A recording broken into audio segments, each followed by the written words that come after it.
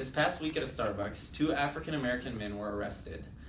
They showed up at the Starbucks at 4:35 p.m. and had a meeting 10 minutes later.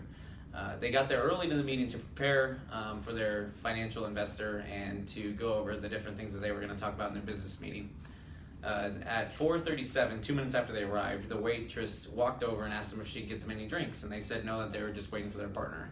She immediately then went to the phone and called the cops, saying that there are two threatening men in her store. Less than 6 minutes after they arrived at the Starbucks, they were sitting in the back of a cop car, handcuffed, and being arrested for essentially being African American. Unfortunately, this story really shows the impact that racism has had on America and shows how detrimental racism is to America and to the world as a whole. Unfortunately, America was built on racism. Looking back to the start of America, we see this through the slavery and through how white masters treated their slaves and the fact that they enslaved people at all. They only targeted African Americans and people of color as their slaves, and this immediately gave white people an advantage over African Americans. I believe that this issue impacts everyone in America, and it is something that everyone in America should be aware of, but it primarily impacts African Americans and people of color. The issue impacts the audience because it is an issue for everyone, and we should seek racial reconciliation. I selected this issue because it is relevant and something that needs to be discussed and openly talked about in order to be able to be fixed. There are three solutions that can be used to solve the issue of racism, I believe. The first one is open discourse. The second one is desegregating the church and neighborhoods, and the third one is changing the systematic problem through governmental programs. Now, the first issue is open discourse and being able to openly talk about the issue of racism.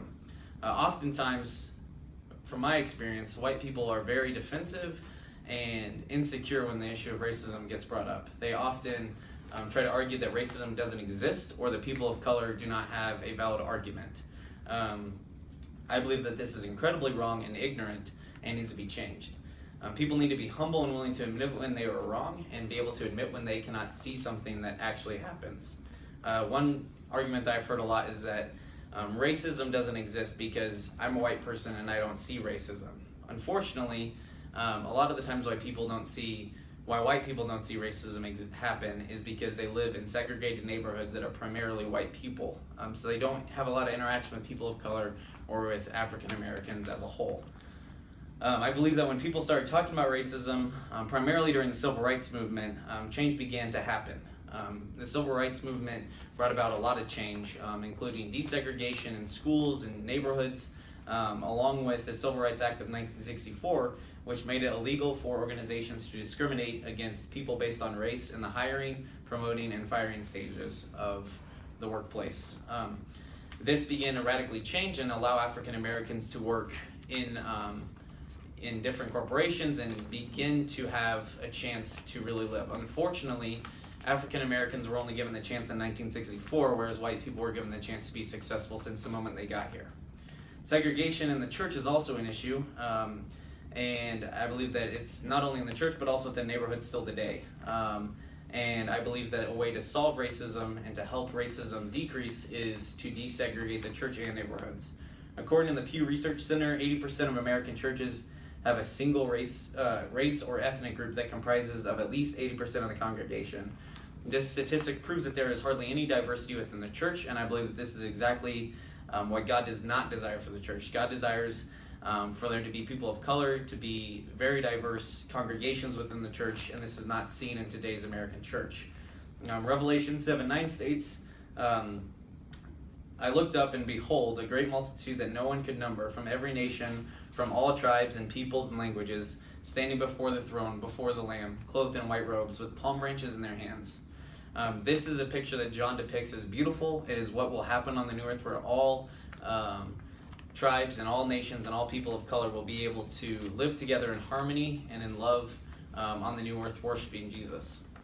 Segregation is still apparent in neighborhoods today. While after the Civil Rights Movement, neighborhoods were desegregated, segregation still exists. According to mobilitypartners.org, a typical white person lives in a neighborhood that is 75% white and 8% African American. White people continue to live in white neighborhoods, and African Americans continue to live and their communities of people of color as well, which does not leave a lot of room for people to mix and get to know each other and to be diverse. We should be more integrating of neighborhoods in our communities so that we can learn more about people of color, and I believe that when we begin to integrate neighborhoods and churches, I believe that we will see a drastic turn in racism in this country. The last point is that racism is systematic. African Americans are automatically given less opportunity and less chances to succeed in life than white people. White people have this thing called white privilege, in which they are automatically, because they are white, born with the ability to succeed and given the resources to succeed. African Americans can succeed. Their resources are just much more limited and much harder to come by.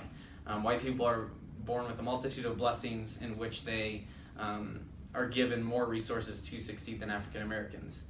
This is seen in the poverty line. African Americans are much more likely to live under the poverty line than the rest of America. According to the 2014 U.S. Census Bureau, 27% of all African American men, women, and children live below the poverty level, compared to just 11% of all Americans.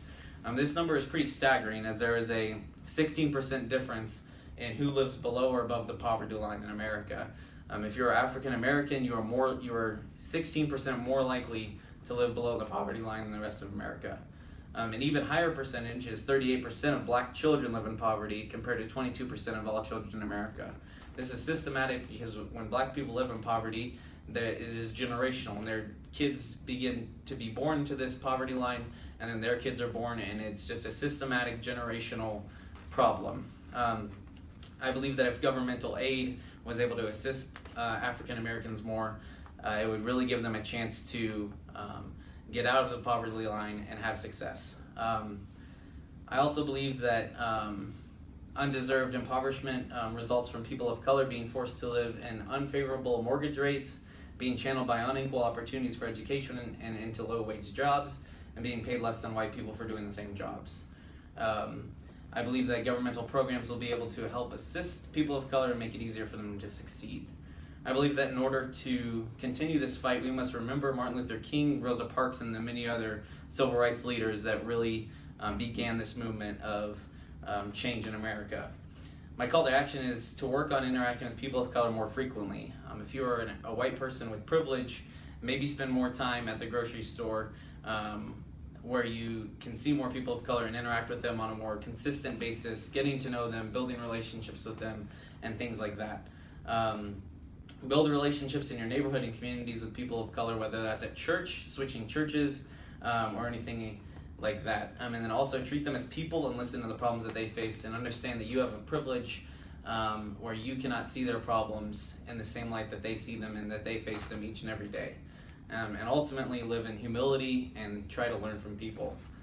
Some questions that might be asked after this speech are, how can we be politically active in this discussion? I would say actively listen to those who are marginalized, and then lead a life of politics and theology that are similar and that are in line with those beliefs. And then also, one question might be asked is, how does racism still exist? I believe that the statistics about segregation and poverty prove that racism still exists, and that we should be caring about racism and fighting against racism. Thank you.